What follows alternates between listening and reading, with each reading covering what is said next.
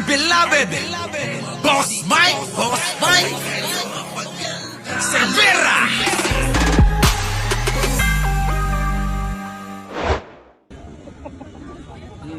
Philip Salvador, oh. Oh. Bawal epal! Mm. Bawal epal! Mm. Bawal epal! Mm. Bawal epal! Bawal epal! Bawal epal! Kita nyo, no? Nakakahiya si Philip Salvador, no? Ganyan ho, ginagawa sa mga DDS ng tao na mga dumalo po sa rally dyan sa EDSA. Ano? Bawal epal! Bawal epal! Tingnan nyo, mga kababayan, no? Nakakahiya. Oo. Wala naman pumapansin sa kanya. Di ba? Oo. Nagmumukha lang tanga. Ano, mga kababayan? O, kaya nga ho, yung mga sigawan, ganiri. O, eto, mga kababayan, pakinggan ninyo. Yung ating mga nakalap na mga video. O, pakinggan nyo. Kita nyo? Yan po yung sinasabi, mga kababayan ni Jamie Bondok. Ganyan, sinisigawan yung mga DDS na pinapauwi na kung saan-saan. Oh, yan o. Ikulong si Sara! Ikulong si Oh. Sara! Ikulong si Sara! Kita nyo mga kababayan ko, ang sigaw nila, ikulong si Sara. Yan ba yung ano? Yan ba yung naghahangad mga kababayan na papalit kay Pangulong Bongbong na inaasahan nila? Na mga pinakakalat po nila mga kababayan na magbabaliktaran yung mga pulis at mga general sa EFP? Ay nako.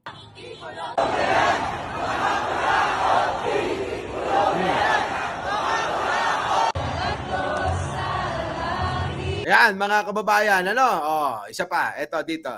DDS uwi! Hmm. DDS uwi! DDS uwi! Hmm. Ikulong si Sara! Ikulong si Sara! Kita nyo, ikulong si Sara, DDS uwi. Yan po yung sigaw ng tao eh. Yan pa, oh. Oh. Ano sabi, mga kababayan? Pakinggan nyo nga, ho. Doon sa may People Power Monument, sa EDSA Shrine, hanggang People Power Monument, mga kababayan, ito sinisigaw eh. Kita nyo?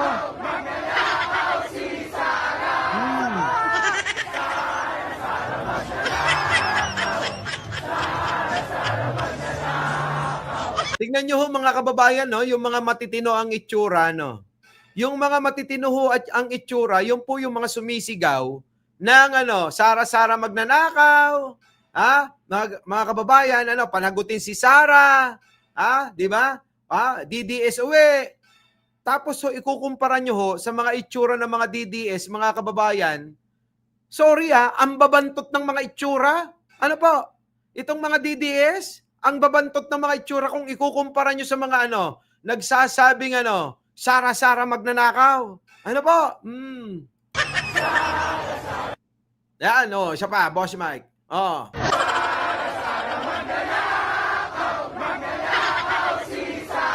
Wala na. Wala na. Oh. Yan ho paano naging kanila yung rally nung September 21, mga kababayan ko? Ang mga kabataan, yan ang sinisigaw, oh. Oh, eto pa, marami yan. Oh. Tingnan nyo mga kababayan, isa pa to, no? Ang panawagan ng mga DDS, bring him home. Pero ang sigaw ng taong bayan, Di na uwi! di na uwi. Duterte. Oh. Duterte! Oh. Di na uwi! Kita nyo, Duterte hindi na raw uuwi, mga kababayan. Totoo naman, 'di ba? Kahapon ay sinampahan na ho ng patong-patong na kaso, ng prosecution sa ICC. Ay wala na. Duterte! Di na uwi! Kita nyo, Duterte hindi na daw uuwi. Eto pa. Pati si Amy, mga kababayan, na pagtripan ho nila eh. Sabi rito, botox ni Amy, pera ng bayan. Nako, oh.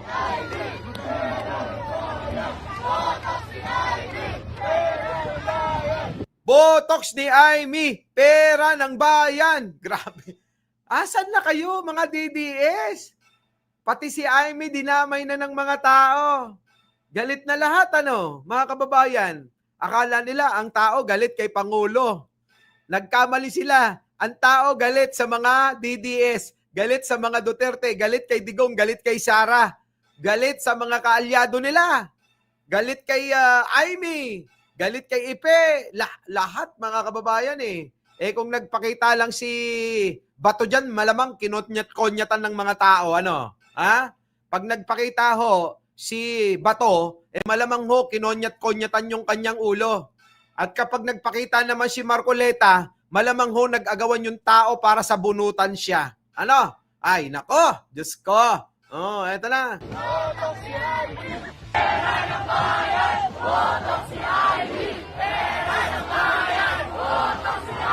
Kita nyo, matitino yung mga itsura ng mga bata. Ang layo talaga sa mga DDS, Ang layo-layo ng itsura nila. Sa mga nagsasabi, at galit sa mga Duterte, Oo, pero yung mga galit kay Pangulong Bongbong, tignan nyo yung mga itsura, Kung hindi parang mga hinampil, kung hindi parang pinagdamutan ng tadhana ang mga pagmumuka, mga kababayan ko, parang yung mga tropa ni Joey na hindi naliligo, Oo, isa itsura, mga kababayan eh.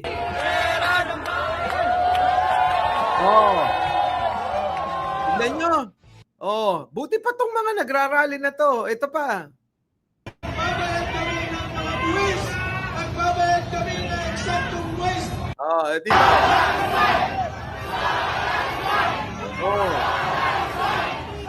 Tignan nyo mga kababayan, ang sinisigaw nila, Sara resign eh.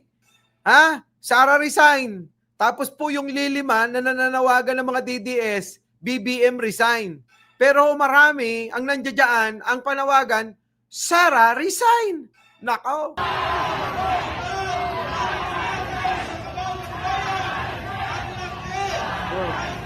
Sara resign ho eh. Ang panawagan nila.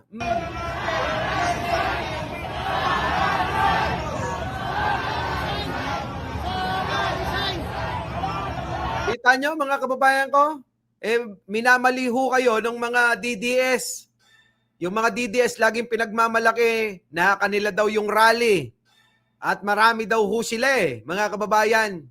Oo, halos lahat na nga ang kinin Kaya nga ho mga kababayan, nauto nila si Chavit Napahiya si Chavit mga kababayan nung sinabi siguro ng organizer nila, Manong Chavit, labas ka na, bidang-bida ka na. Marami na hong tao nagalit kay BBM.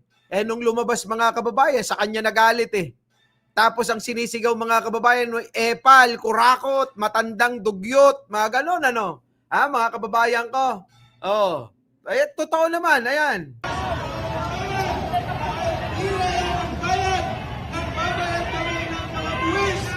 Yan mga tao sa rally nagkaisa.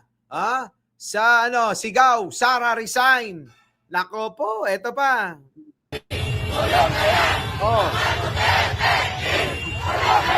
Kita nyo sigaw mga kababayan, ito matindi. Mga Duterte, kulong na yan. Kulong na yan. Mga Duterte, kulong na yan. Mga Duterte, kulong na yan. Kita nyo?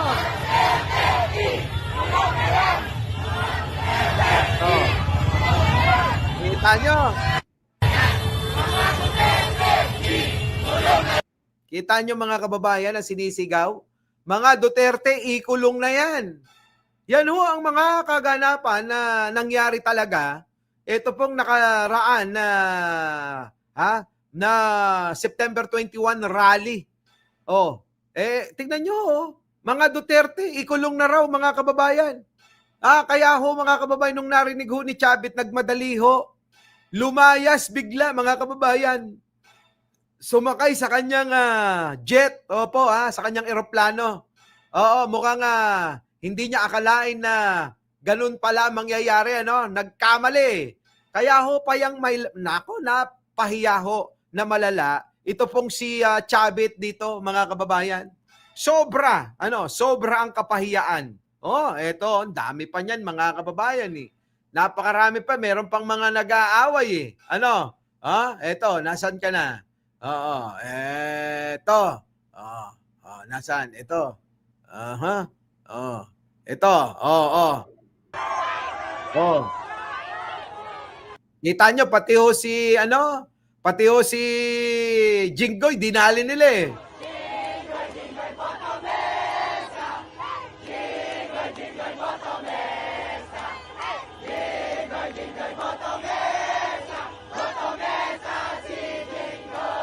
Parang lahat ho yata mga kababayan na mga ng basura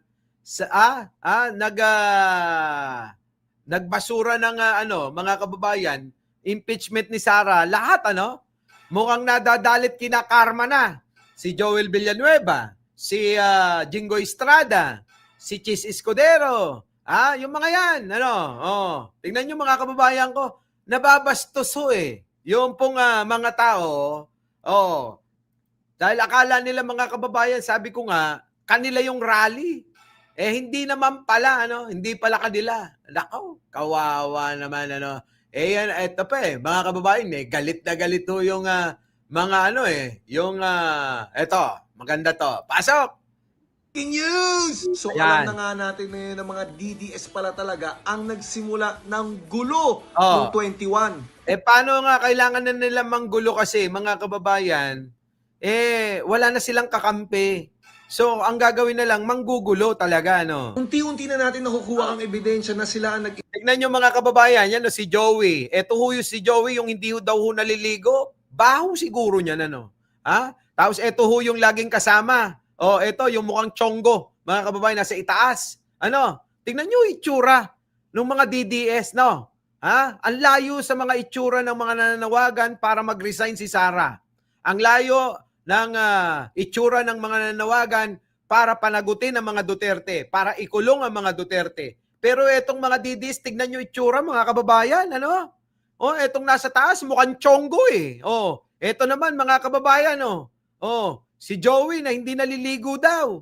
Ano kaya amoy niyan, Maampap, Kuya, banat. insight ng kaguluhan at pinagtatawag nila ang kanilang mga deboto na magsimula ng gulo. Nako. Kaya nakita nyo si Glenn Chong nag-post lusob na sa Mendiola yan At mga DDS at PDP laban leaders pa ang nagsimula. Tignan mo naman si Topacio, nagtanong pa kung may lighter na ba daw kayo. Ayan na nga ngayon ay tinatanggi nila mga kababayan. Nahuli na rin naman sila na sila talaga ang nanulsol sa mga kabataan. Yun po yan. Paano ngayon ito? Huli kayong lahat. Nakikita nyo yung hari, ito yung hari mga kababayan ng manyak, mga kababayan. Ito daw ho mga kababayan yung nahuli na ng hawak ng private part ng isa yatang attendant sa hotel. Itong matandang kulay puti, ang buhok, yan ho yun. Abay, matanda na, manyakol pa rin, Itong post ni Tio Moreno, at ito pa, surround the palace. Yan, mga kababayan, yung mga DDS, ganyan ho, laging panawagan. DDS influencer yan. Kita nyo naman si Kifi Chu, pinoprovoke ang mga tao na mag-alanipal tayo. Kita nyo, mga kababayan ko, buti na lang na-save netong si Kuya lahat ito. At yung isa sa mga mouthpiece nila na si Joey De Vivre, ayan Ayan, yung hindi naliligo raw. Ayan kita nyo yung mga repost niya. Isa pa sa mga repost niya. Tapos pinagdi-delete ho nila yung mga repost na to, mga kababayan. At ito pa malala, gusto talaga ng sunugan. Oo. Ayan arat na sa HOR. Mga kaibigan, pinagdi-delete na po nila ang mga post nila. Buti na save natin. Kita nyo, pinagdi-delete. Takot na mga kababayan yung mga DDS. Wala na ho. Ulitin ko lang yung sinabi ko kanina. Ang mga DDS ho, mga kababayan, wala nang bilang. Wala na. Nag-iingay na lang ho sa social media yung mga yan. Sabi ni Pachuchay, mag-like naman kayo. Abay, magsa-10,000 na tayo din Kokonti pa lang yung like ko. Para sipagin naman ako. Ito na. Kita nyo naman si Glenn Chong, klarong-klaro lusob. Yan. Isa pa yan, bading na yan. Kita nyo, mga kababayan ko? Yan ho yung mga bitter kita nyo, nagpapalusob sila. Lusob! Ang Malacanang! Ganon. Kaya itong mga DDS na to, pinag-uuto ang mga deboto nila at ang kanilang mga followers na magkaroon ng gulo. Correct, mga kababayan, yan talaga ang ginawa ng mga yan. Tignan nyo yung mga itsura. Kahit konti lang sila. Magdala ng mga weapons, magdala ng mga molotov. Yan, no, yan ho yung panawagan nila, magdala ng mga panaksak, magdala ng mga bomba, magdala ng mga molotov, magdala ng mga pillbox, mga kababayan. Yan ho yung ginawa nila eh. Lighter. Nako. Naku po, alam na. Shout out sa PNP, sa NBI at sa kay Claire Castro. Wala na, mga kababayan. Kaya nga ho ngayon, eto kanya-kanya na silang pulasan. Opo, kanya-kanya na po silang pulasan, mga kababayan. Ano? Dambuhalang demonyong buhaya. Kininam, Chabit. Kuna naman ni Elizabeth. Thank you. Di ba, mga kababayan ko? Yan eh. Hindi na ho mangyayari yung iniisip nyo, mga DDS kayo, damuho kayo. Oo, baka akala nyo kakayanin nyo pa, hindi. Mas marami ng galit sa inyo. Sa panahon ngayon, mas marami na hong galit na mga Pilipino. Oo, yan ang katotohanan, mga kababayan ko. Dami nito eh. Eto, tingnan nyo, palusot. Hindi po kami yan! Tingnan nyo, mga kababayan, palusot na ho si Topacio, mga kababayan. Nagpapalusot na ho eh. Kasama namin sa pulisan, hindi po kami yan! Kami po ay magkayapa! Biglang hindi na, mga kababayan, pero yung mga post nila pag-joke para magwala yung tao. Tapos biglang sasabihin, hindi na daw sila yan. Yung mga nagrarally na ng gugulo, sila yan. Sumusunod kami sa batas! Sumusunod daw sa batas. Hindi po namin kasama yan! O, hindi daw kasama, pero mamaya makikita nyo yung kasama. Oo, kibin-kibin pa niya. Attorney, ano po masasabi po ninyo sa kaguluhan na nangyayari po dito ngayon sa Mendiola? Nagsasamantala eh! Ay, nagsasamantala, kasama nyo yun. Ang ganda-ganda ng protesta namin, makayama kami ay mga abogado. Nako, nagtatakip ka na, huli ka na, sabi ni Isko. Si Isko na nga mismo nagsabi eh. Mga doktor, mga Basta mga ganitong itsura, mga kababayan, sinungaling Oo, tandaan nyo, pag mumukhang ganito, sinungaling yan. kahit na general, mga empleyado, mga mapayapang tao bago guguluhin nila. Papayapang tao, yung mga pagmumukha ng tulad ng pagmumukha ni Joey at saka yung kasama niyang baklang mukhang chonggo. Naku naman. Nakakainit ng ulo eh. Mga minor de edad, mga minor de Sila pa ngayon. Ang galing Ang galing nila mambaliktad Nakakaitin ng ulo kasi nga mga kababayan, nanggulo na yung mga kasama nila eh. Hindi kami kasali dyan. Mula sa pulang, panawagan namin, mapayapang pagpayapa. Mapayapa daw, mga kababayan, pero nakikipag-away, nakikipagbugbogan.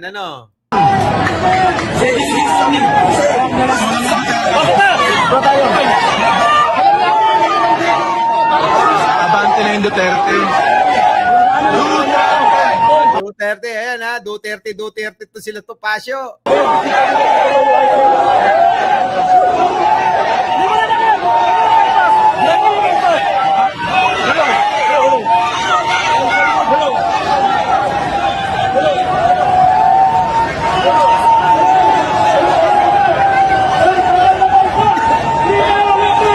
Nakita nyo to? Itong nakaitim na to. Ayan kasama ni Topacio. Ito yung nag-inganyo, ito yung nag-udyok na pumunta ng Mindiola at Manggulo. Bubo talaga to si Topacio eh. Ito nakaitim. Ito yung litaw na ho yung mata kapag nananawagan at nagwawala sa may EDSA. Yan po yun. Ayan tingnan nyo, tinuro mga kababayan. Ayan, tinuturo. Kaya kasama. Ito yung nanginganyo na Manggulo eh. Nanawagan sa mga DDS, puntahan, ihanda ang mga lighter, ang mga daladala, yan po, sunugin ang Malacanang. Yan yung sinasabi, mga kababayan.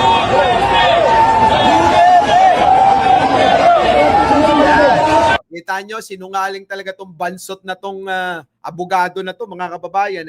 Sinungaling. Oo, numero 1 sinungaling mga kababayan. Napakasinungaling ng mga DDS talaga. Kaya mga kababayan, hindi magtatagumpay sila eh. Dahil po dyan sa mga pinaggagawa nilang yan, malabo na magtagumpay sila. Ibang klase. Nasa na? Next. Ito. Ano to? Oh, pasok.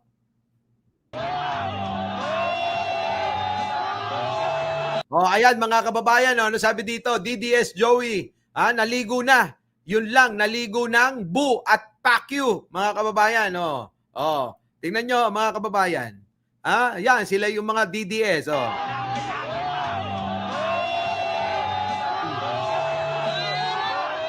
Binubo mga kababayan sila Joey, oh. Tsaka yung mga kasamang DDS.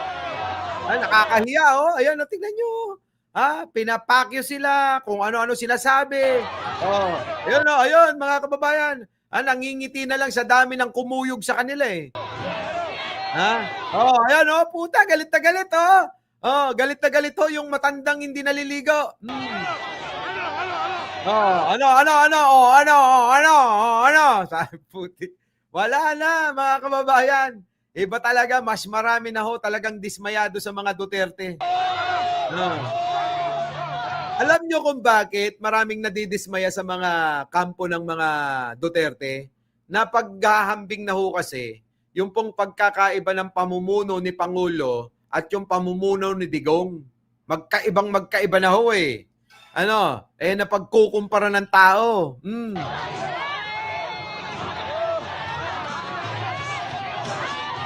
Kawawa, kinuyog ho eh, no? Naligo ng Bu at FU. Mga kababayan, naligo ng Bu at FU. Ito sabi dito, DDS Joey, naligo na. Yun lang, naligo ng Bu at FU. Mga kababayan, no? Wala, oh.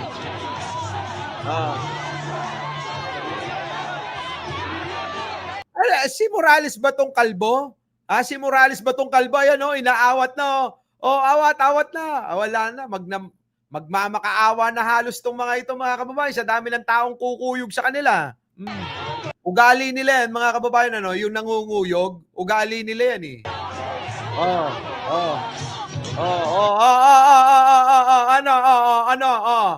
Sampalin nyo na yan. Ayan, nanunuro na, wala na. Wala. Dinadaw ng ganun, mga kababayan, no? Wala na. Katapusan na ho ng era ng mga DDS talaga, no? Oo.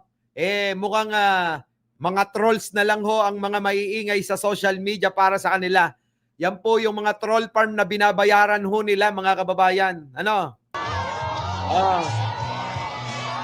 ba to? Sino ba to? Kamukha ni Bato, Si Bato ba to? Kamukha ni Bato, mga kababayan, kalbo. Oo. Pero hindi. Mas payat ho ito kumpara kay Bato. Wala na, takbo na, Joey. Baka mamaya kuyugin ka pa.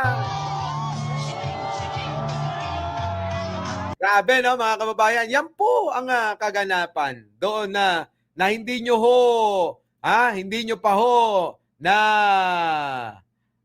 balitaan, yung totoo. Yan yung totoong nangyari, mga kababayan ko. Na ngayon nagkalat sa social media at talaga namang pahiyang-pahiya sila. Sobrang pahiya po silang malala. Oo, dyan po sa nangyari na yan, mga kababayan. Eto pa, pasok. DDS Bulok! Kita nyo, mga kababayan. Tignan nyo, mga kababayan, ang sigaw. DDS Bulok! DDS Bulok! DDS Bulok daw, mga kababayan. DDS Bulok! DDS Bulok! DDS Bulok, mga kababayan. Galit ho ang tao sa mga DDS Mga kababayan, galit ang taong bayan sa mga Duterte. Kita nyo, feeling strong lang ho, mga kababayan, itong mga kampo nila. Pero wala na talagang bilang. DDS Bulok! Tingnan nyo, pinagtatabuyan yung mga DDS, nakakaya. Tatay niyo Bulok! Tatay nyo, bulok. Mabubulok na sa ICC.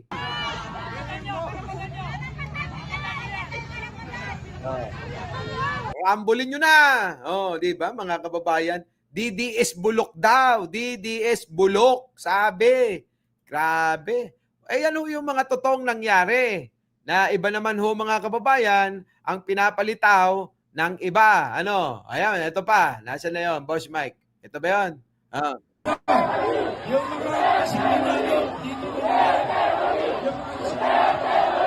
Oh, Duterte baliw naman yung sinisigaw din eh. Duterte baliw. Duterte baliw. Ayan.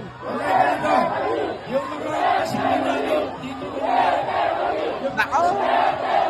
Kita nyo? Oh.